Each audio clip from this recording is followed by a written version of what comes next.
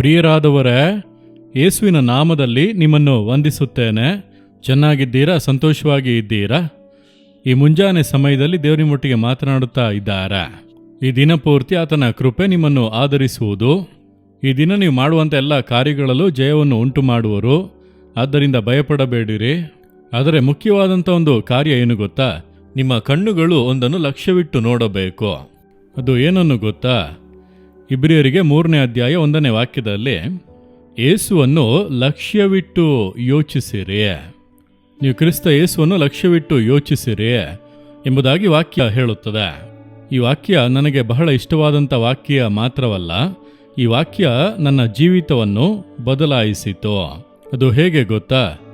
ನಾನು ಹೇಳಿದ್ದೇನೆ, ನಾನು ಹಿಂದೂ ಕುಟುಂಬದಲ್ಲಿ ಹುಟ್ಟಿ ಬೆಳೆದವನು.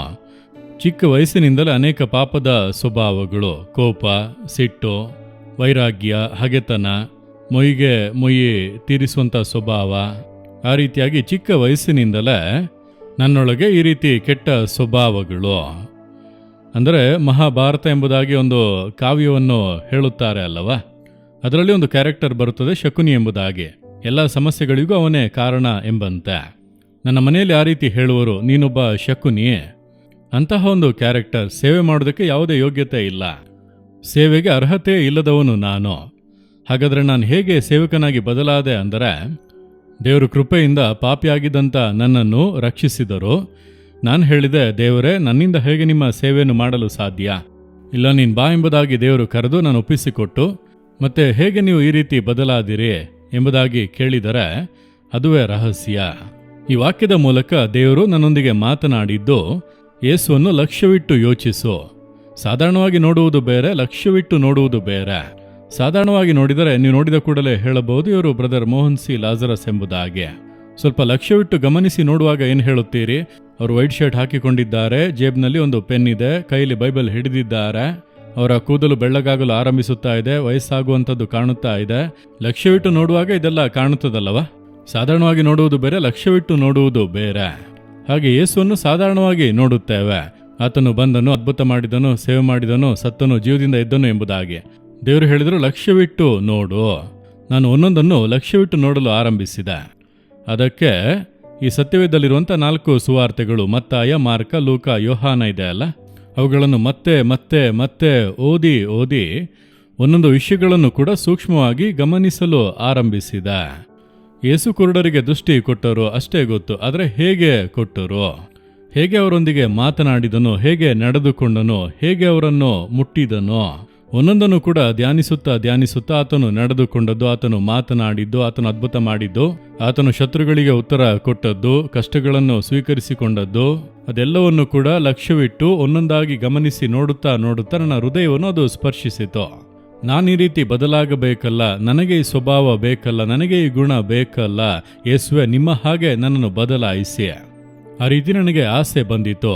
ಈ ಯೇಸುವನ್ನು ಲಕ್ಷ್ಯವಿಟ್ಟು ನೋಡುತ್ತಾ ಗಮನಿಸುತ್ತಾ ಆತನ ಹಾಗೆ ನಾನು ಬದಲಾಗಬೇಕು, ಆತನ ಹಾಗೆ ನನ್ನ ಸ್ವಭಾವಗಳು ಬದಲಾಗಬೇಕು, ಆತನಲ್ಲಿರುವಂಥ ಶಾಂತಿ ನನಗೆ ಬೇಕು, ಆತನ ಪರಿಶುದ್ಧತೆ ಬೇಕು, ಆತನ ಹಾಗೆ ನಾನು ಪ್ರಾರ್ಥಿಸಬೇಕು, ಆತನಂತೆ ನನಗೆ ವರಗಳು ಬೇಕು, ಆತನ ಹಾಗೆ ನಾನು ಸಹಿಸಬೇಕು, ಆತನ ಹಾಗೆ ನಾನು ಕ್ಷಮಿಸಬೇಕು. ಈ ಆಸೆಗಳು ನನ್ನಲ್ಲಿ ಬರುತ್ತಾ ನಾನು ಪ್ರಾರ್ಥನೆ ಮಾಡುತ್ತಾ ನನ್ನ ಸ್ವಭಾವಗಳು ಬದಲಾಯಿತು, ನನ್ನ ಗುಣಗಳು ಬದಲಾಯಿತು. ಈ ರೀತಿ ಇದ್ದೇನೆ. ಪೂರ್ತಿ ಬದಲಾಗಿದ್ದೀರಾ? ಇಲ್ಲ. ಇಂದು ಕೂಡ ಆತನನ್ನು ನೋಡಿ ನಾನು ಪ್ರಾರ್ಥನೆ ಮಾಡುತ್ತೇನೆ, ಇನ್ನೂ ನನ್ನನ್ನು ಬದಲಾಯಿಸಿ, ಇನ್ನೂ ಕೂಡ ನನ್ನನ್ನು ರೂಪಿಸಿರಿ ದೇವರೇ ಎಂಬುದಾಗಿ. ಅಂದರೆ ಪ್ರತಿನಿತ್ಯವೂ ಕೂಡ ನಾವು ಕ್ರಿಸ್ತ ಯೇಸುವನ್ನು ಲಕ್ಷ್ಯವಿಟ್ಟು ಯೋಚಿಸಿ, ಆತನ ಸ್ವಭಾವಗಳು ನಮ್ಮೊಳಗೆ ಬರಬೇಕು, ಆತನ ಗುಣಗಳು ನಮ್ಮೊಳಗೆ ಬರಬೇಕು, ಆತನ ಹಾಗೆ ನಾನು ಜೀವಿಸಬೇಕೆಂಬಂತ ಆಸೆಯೊಂದಿಗೆ ನೀವು ಪ್ರಾರ್ಥಿಸುವುದಾದರೆ ನಿಮ್ಮ ಗುಣಗಳು, ನಿಮ್ಮ ಸ್ವಭಾವಗಳೆಲ್ಲ ಬದಲಾಗಿ ಒಂದು ದೈವಿಕ ಸ್ವಭಾವ ನಿಮ್ಮಲ್ಲಿ ಉಂಟಾಗಲು ಆರಂಭವಾಗುತ್ತದೆ. ಒಂದೇ ದಿನದಲ್ಲಿ ಬರುವುದಿಲ್ಲ. ನೀವು ಪ್ರಾರ್ಥನೆ ಮಾಡುತ್ತಾ ಆತನ ಹತ್ತಿರಕ್ಕೆ ಬರುತ್ತಾ ಆದ್ದರಿಂದ ನೀವು ಕ್ರಿಸ್ತ ಯೇಸುವನ್ನು ಲಕ್ಷ್ಯವಿಟ್ಟು ಯೋಚಿಸಿ. ಯೇಸು ಕ್ರಿಸ್ತನ ಜೀವನ ಚರಿತ್ರೆಯನ್ನು ನೀವು ಓದುವಾಗ ಸುಮ್ಮನೆ ಹಾಗೆ ಓದಿ ಹೋಗಬೇಡಿ. ಹಾಗೆ ಅದನ್ನು ಧ್ಯಾನಿಸಿ, ಆತನು ಹೇಗೆ ಮಾತನಾಡಿರುವನು, ಹೇಗೆ ನಡೆದುಕೊಂಡಿರುವನೋ, ಹೇಗೆ ಈ ಮಾತನ್ನು ಹೇಳಿರುವರು, ಆ ರೀತಿ ಧ್ಯಾನಿಸುವಾಗ ಯೇಸು ಎಷ್ಟು ಮಧುರವಾದವರು, ಇಷ್ಟು ಒಳ್ಳೆಯ ಅದ್ಭುತವಾದ ದೇವರನ್ನು ನಾನು ಹೊಂದಿಕೊಂಡಿದ್ದೇನಲ್ಲ ಎಂಬಂತ ಸಂತೋಷ, ಉಲ್ಲಾಸ ಹೃದಯದಲ್ಲಿ ಬರ್ತದೆ. ನೋಡಿರೆ, ನಿಮ್ಮ ಲೈಫೇ ಚೇಂಜ್ ಆಗುತ್ತದೆ. ಆದ್ದರಿಂದ ಸುಮ್ಮನೆ ಏನೋ ಬೈಬಲ್ ಓದಿದೆ, ಪ್ರಾರ್ಥನೆ ಮಾಡಿದೆ ಎಂದು ಹೋಗಬೇಡಿ. ಯೇಸುವನ್ನು ಲಕ್ಷ್ಯವಿಟ್ಟು ಯೋಚಿಸಿ.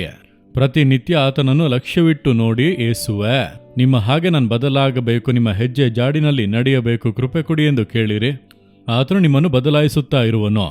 ಅಂತಹ ಕೃಪೆಯನ್ನು ದೇವರು ನಿಮಗೆ ಅನುಗ್ರಹಿಸಲಿ ನೀವು ಬಯಸುತ್ತೀರಾ?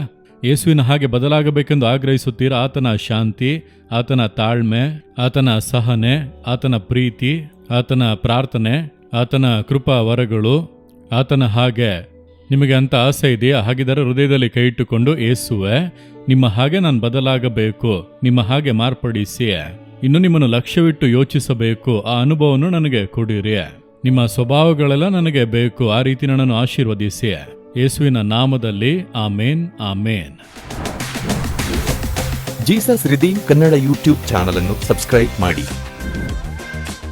ಸಬ್ಸ್ಕ್ರೈಬ್ ಬಟನ್ ಕ್ಲಿಕ್ ಮಾಡಿ ಮತ್ತು ಬೆಲ್ ಬಟನ್ ಒತ್ತಿ. ಅನುದಿನ ಕಾರ್ಯಕ್ರಮದ ಮಾಹಿತಿ ಪಡೆಯಿರಿ.